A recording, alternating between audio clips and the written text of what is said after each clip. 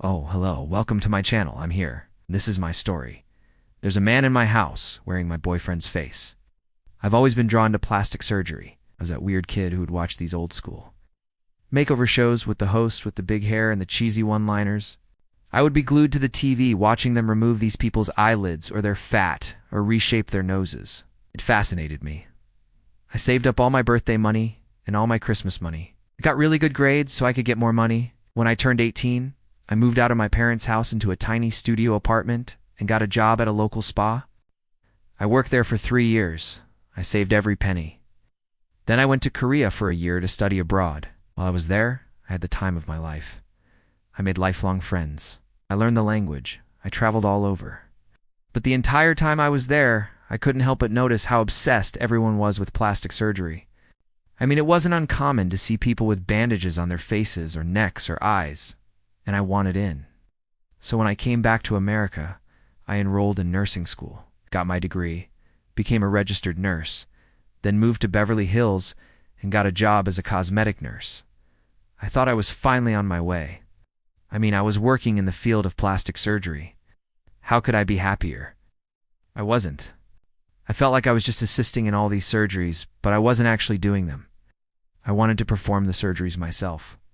Then, one day I found out about this new type of plastic surgery called FFS, or facial feminization surgery. This was right up my alley. I became completely obsessed. I spent all my free time reading about it, watching videos of it, attending conferences to learn about it. I even started dating a transgender woman named Poppy, who had had a full facial feminization surgery. She became my best friend, and she helped me realize that not only did I want to do plastic surgery, I wanted to do facial feminization surgery specifically. It took me years, but I eventually saved up enough money for the surgery. I found a great doctor in Tijuana, Mexico, and made an appointment. The surgery took 6 hours. I woke up in recovery and looked at my face in the mirror, and I didn't recognize it. I loved it. I immediately called Poppy. I was crying. I couldn't speak. I was just sobbing. And she said, "You okay?" And all I could say was, "I look so pretty."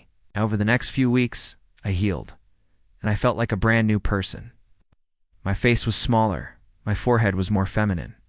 My eyes were a wonderful almond shape. My cheeks and lips were fuller. My chin and jaw were more narrow. I looked like a completely different person.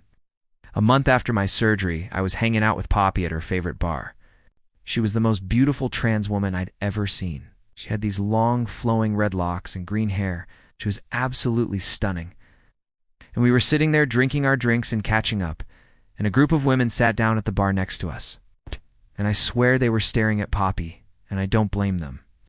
She looked amazing. One of the women turned to Poppy and said, "You're so pretty.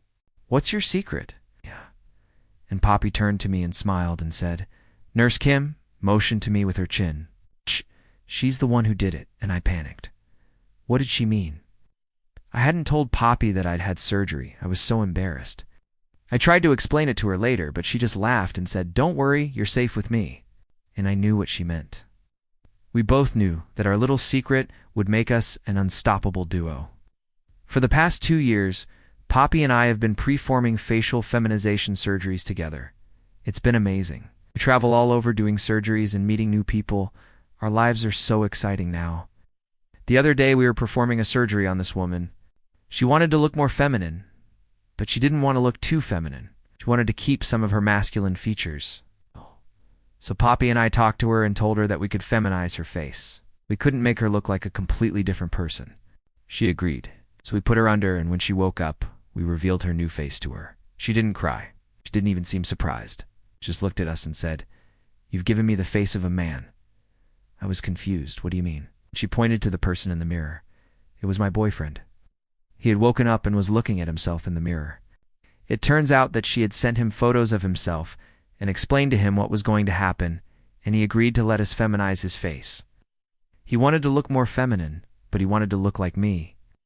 I guess in a way he wanted to look like himself, like his true self.